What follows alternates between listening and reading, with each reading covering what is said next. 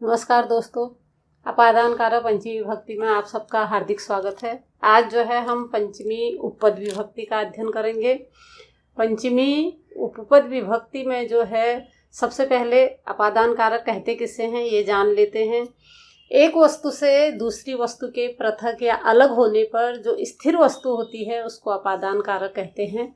स्थिर का मतलब यहाँ पर यह है कि जिससे कोई चीज़ अलग होती है, जिससे अलग होती है उसको यहाँ पर अपादान कारक कहते हैं, या उसको स्थिर या स्थूल भी कह सकते हो, क्योंकि जैसे कोई घोड़े से गिर रहा है या दौड़ते हुए घोड़े से भी गिर सकता है, गिरता है, तो वो भी अपादान कारक कहलाएगा वहाँ पे।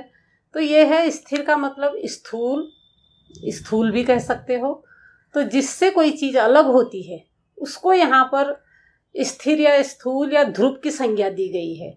तो जैसे पेड़ से पत्ते गिरते हैं तो पेड़ जो है स्थिर है, तो उसको स्थिर भी कह सकते हैं, स्थूल भी या ध्रुव भी कह सकते हैं।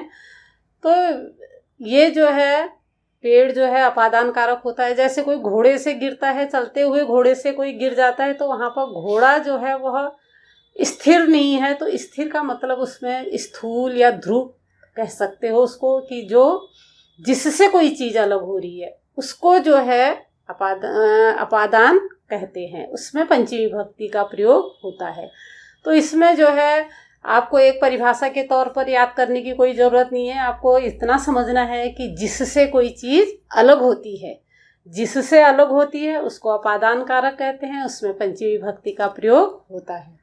तो इसमें जो है कुछ नियम हैं, कुछ शब्द ऐसे हैं जिनके वाक्य में आने से जो है हमेशा पंचमी विभक्ति का ही प्रयोग होता है। उन शब्दों को जो है पंचमी उपपद विभक्ति कहते हैं। तो उपपद विभक्ति, जब किसी शब्द विशेष के योग में कोई विभक्ति निर्धारित होती है तो उससे उपपद विभक्ति कहते हैं। यहाँ पर हम पंचमी उपपद विभक्ति के शब्दों और नियमों का अध्ययन करेंगे। इसमें जो है अलग होने के अलावा भी जो है किसी से कोई चीज़ अलग होती है, उसके अलावा भी जो है जो नियम है उसमें है दूरवाची या समीपवाची शब्दों के योग में भी जो है पंचमी विभक्ति का प्रयोग होता है। और किसी से तुलना की जाती है अधिकता या न्यूनता में, तो वहाँ पर भी जो है जिससे तुलना की जाती है उसमें पंचमी विभक्ति का प्रयोग होता है। और जो है प्रमाद या आलस्य वाले वस्तुओं में भी, धातुओं के योग में भी जो है पंचमी विभक्ति का प्रयोग होता है। और जिससे कोई विद्या नियम पूर्वक विद्या सीखी जाती है गुरु से या अध्यापक से, तो उसमें भी जो है पंचमी विभक्ति का प्रयोग होता है। और जो है समीपवाची या निकटवाची शब्दों में प्रमाद, आलस्य और जो है तुलना वाले शब्दों में, जैसे किसी से तुलना की जाती है, कोई बुद्धि में अधिक चतुर है या कम है, तो जिससे तुलना की जाती है उसमें भी पंचमी विभक्ति का प्रयोग होता है। तो आइए इन नियमों को जो है, इन शब्दों को हम उदाहरण के द्वारा समझते हैं। सबसे पहले यहाँ पर दिया है जो है जिससे नियम पूर्वक विद्या सीखी जाती है उसमें पंचमी विभक्ति का प्रयोग होता है। यहाँ पर जो है सह गुरु संस्कृतम पठति, वह गुरु से संस्कृत पढ़ता है। तो यहाँ पर गुरु जो है वह क्या है, गुरु से जो है नियम पूर्वक जो है विद्या सीखी जा रही है, गुरु से संस्कृत पढ़ा जा रहा है। तो गुरु यहाँ पर क्या है, पंचमी जो है एक वचन का प्रयोग हुआ है, पंचमी विभक्ति एक वचन का प्रयोग हुआ है। गुरु, यहाँ पर मैंने पंचमी विभक्ति गुरु शब्द के रूप दे दिए हैं। गुरु, गुरुभ्याम, गुरुभ्यः, गुरु एक है तो एक वचन का प्रयोग होगा पंचमी विभक्ति का गुरु। सह गुरु संस्कृतम पठति, वह गुरु से संस्कृत पढ़ता है। तो गुरु से नियम पूर्वक विद्या सीखी जा रही है, तो गुरु यहाँ पर क्या है, अपादान कारक है। गुरु में पंचमी विभक्ति का प्रयोग हुआ है, गुरु हो गया। छात्र अध्यापकात् पठति, छात्र अध्यापक से पढ़ता है। तो यहाँ पर जो है किससे पढ़ा जा रहा है, अध्यापक से पढ़ा जा रहा है। तो यहाँ पर जो है अध्यापक में पंचमी विभक्ति का प्रयोग हुआ है, अध्यापकात् हो गया। दूसरा नियम है तुलना करने में, जिससे अधिकता या न्यूनता बोधक तुलना की जाती है उसमें पंचमी विभक्ति का प्रयोग होता है। जैसे रामः श्यामात् पटुतरः, राम श्याम से अधिक चालाक है या राम श्याम से अधिक चतुर है। इसमें जो है राम हो श्यामात, राम श्याम से, किससे तुलना की जा रही है? श्याम से तुलना की जा रही है। तो श्याम से तुलना की जा रही है तो श्याम में जो है पंचमी विभक्ति एक वचन का प्रयोग हुआ है श्यामात। श्याम एक है जो है, इसके रूप जो है आताभ्याम एभ्यो चलते हैं। मैं हमेशा रूप लिखाते आ रही हूँ, तो एक आज जो है हम आताभ्याम एभ्यो का अध्ययन करेंगे, यानी पंचमी विभक्ति का।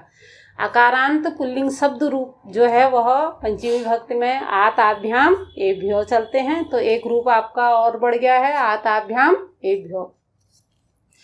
शायद आप लोगों को याद हो गया होगा, एक एक करके हर वीडियो में आपको रूप जो है उसका वर्णन करा रही हूँ, अध्ययन करा रही हूँ, तो आपको जो है मेरे साथ ही आपको भी याद हो गया होगा। रोहन हो सोहनाथ बुद्धिमत रहो। रोहन सोहन से बुद्धि, बुद्धिम उत्तर हो, बुद्धि में उत्तर है या बुद्धि में उत्तम है या बुद्धि में श्रेष्ठ है, उत्तर हो, यानी इसका हिंदी अर्थ जो है वह रोहन सोहन से अधिक बुद्धिमान है, बुद्धि में उत्तर है, आगे है, बुद्धिमान है। रोहन हो सोहन से, रोहन की तुलना किससे की जा रही है? सोहन से की जा रही है। सोहन से तुलना की जा रही है तो सोहन में पंचमी विभक्ति का प्रयोग हुआ है, सोहनाथ हो गया। सोहनाथ बुद्धिमत्तरः, बुद्धिमत्तरः यानी बुद्धि में आगे है, बुद्धिमान है। दूर या समीपवाची या निकट शब्दों के साथ पंचमी विभक्ति का प्रयोग होता है। दूरम, संस्कृत में दूरम, इसका हिंदी अर्थ है दूर। विद्यालय ग्रामात् दूरम अस्ति, विद्यालय गांव से दूर है। तो यहाँ पर जो है विद्यालय किससे दूर है? गांव से। इसका चिन्ह से भी है वैसे, और लेकिन यहाँ पर नियम क्या है? पास या निकट। तो यहाँ पर दूर या समीपवाची शब्दों के साथ है, तो गांव से दूर है। किससे दूर है? गांव से दूर है।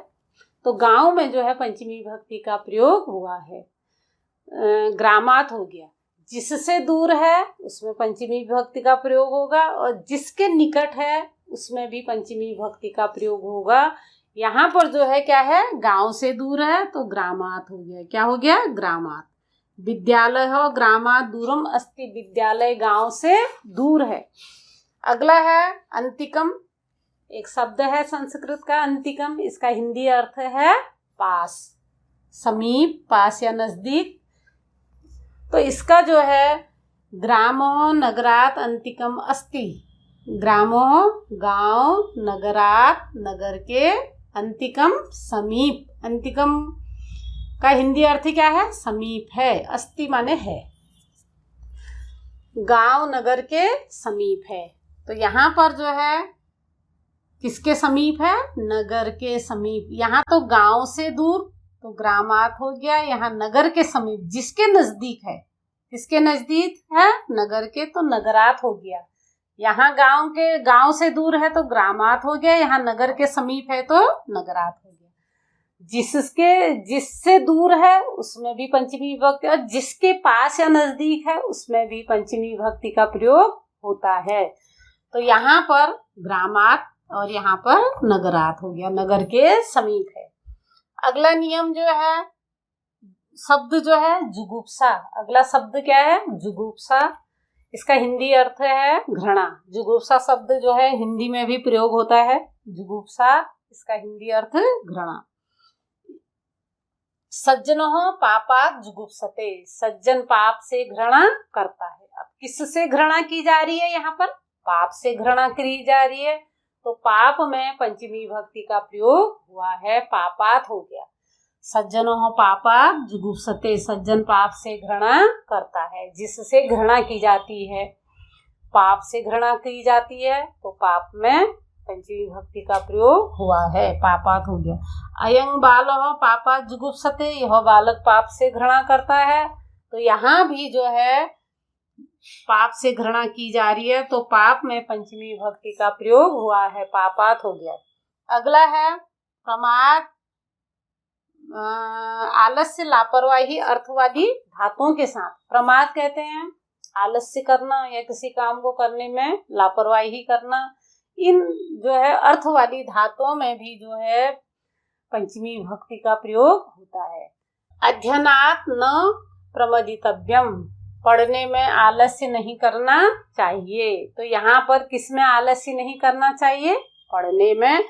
तो अध्ययन करने में, पढ़ने में यानी अध्ययन में, तो अध्ययन करने में आलस्य नहीं करना चाहिए। तो अध्ययन में जो है पंचमी विभक्ति का प्रयोग हुआ है अध्ययनात्। आत लग गया, एक वचन का लग गया अध्ययन शब्द में।